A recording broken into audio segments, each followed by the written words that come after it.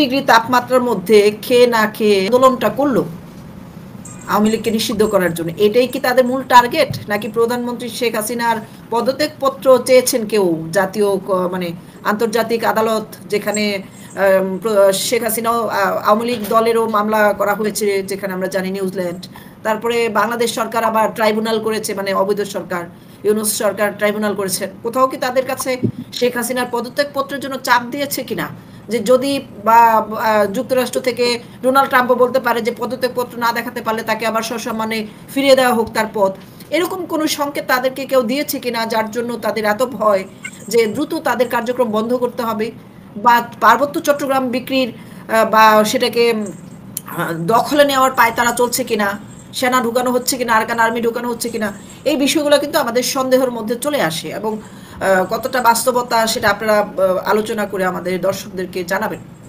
কিন্তু মাহফুজ আলম আবার একটা পোস্ট করেছে যে যারা পাকিস্তানপন্থী তাদের বিচার করা হবে, তাদেরকে ছাড় দেওয়া হবে না। আমি একটু অবাক হলাম, কারণ এই পর্যন্ত আমরা দেখেছি তারা সেই জুলাই আন্দোলন থেকে শুরু করে পাকিস্তানের পতাকা ঢাকা ভার্সিটিতে যে একটা দল গঠন করা হয়েছে এনএসপি, তারা কিন্তু এনসিপি, তারা কিন্তু সেই শুরু থেকেই জাতীয় পতাকা মানে পাকিস্তানের পতাকা উত্তোলন করেছে এবং বলেছে পাকিস্তান আমাদের ভারতের চেয়েও বড় বন্ধু, যেটা নাহিদ ইসলাম এখনো স্বীকার করে। তো নাহিদ আর মাহফুজ আলমকে আলাদা, এখন যেহেতু পাকিস্তানপন্থী যেখানেই থাকবে সেখানে আঘাত করা হবে, আমৃত্যু মানে আমৃত্যু আঘাত করা হবে, এটা খুব বড় ধরনের একটা কিন্তু কি বলা যায় হুমকি, ওয়ার্নিং দিয়েছেন যে যুদ্ধ অপরাধের সহযোগী রাজাকারদের লাস্ট ওয়ার্নিং দিলেন মাহফুজ আলম উপদেষ্টা। এটা কি ভারতের হাত থেকে বাঁচার জন্য, না আসলে কাকে পাকিস্তানপন্থী বলে যারা মুক্তিযুদ্ধের পক্ষে তাদেরকে আঘাত করা হবে? এটা কি একটা নাটক কিনা? আপনার আসলে কি মনে হয় হায়দার ভাই? আপনাকে মূলত এই ঘটনাটা পুরোটা একটা সিন বুঝতে হবে।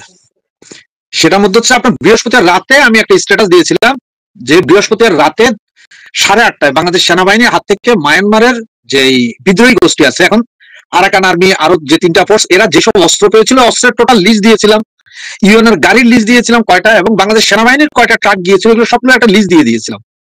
ওখানে অনেকে আমার প্রশ্ন করছিলেন যে এটার ভিত্তি কি, তখন আমি বলেছিলাম যে দেখে আসো যে এটার ভিত্তি আছে কিনা, এবং সোর্স ইনফরমেশন সবই ছিল আমার কাছে।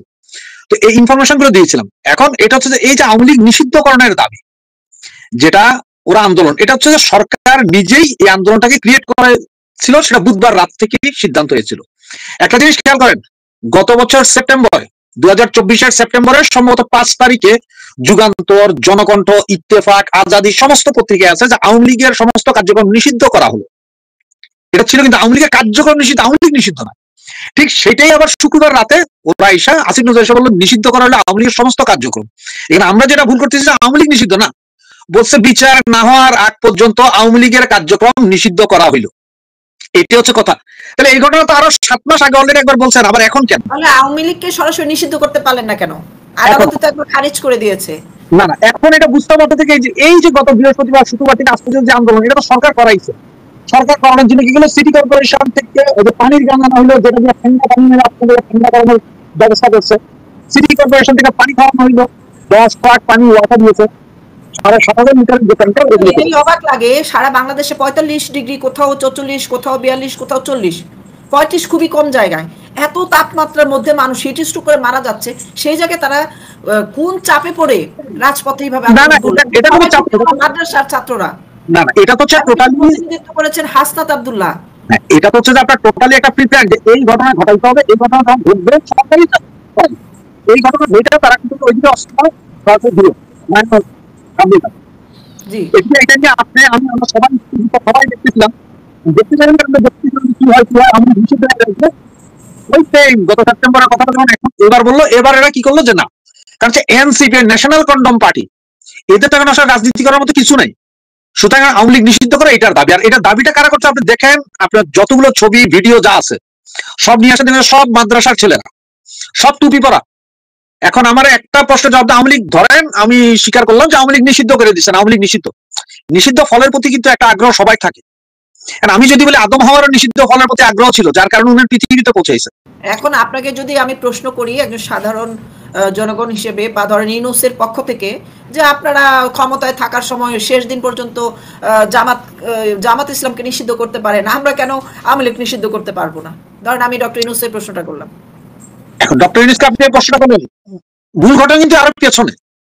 উনি যেটা বলছেন যে ডিসেম্বরের মধ্যে নির্বাচন হবে, জানুয়ারিতে নির্বাচন হবে, এই সেই নির্বাচনটা যাতে না হয়, ওনারা যাতে ক্ষমতাটাকে আরো 3-4 বছর ধরে রাখতে পারে, এইসব কারণেই কিন্তু ওনারা শুরু করলেন কি এই গন্ডগোল। কারণ এগুলো লাগাই রাখার পরেই তো আপনি যে ইয়ে পাবেন। এই গন্ডগোল লাগাই থাকলে তখন যে দেশের পরিস্থিতি খারাপ, আন্দোলন হচ্ছে, সংগ্রাম হচ্ছে না।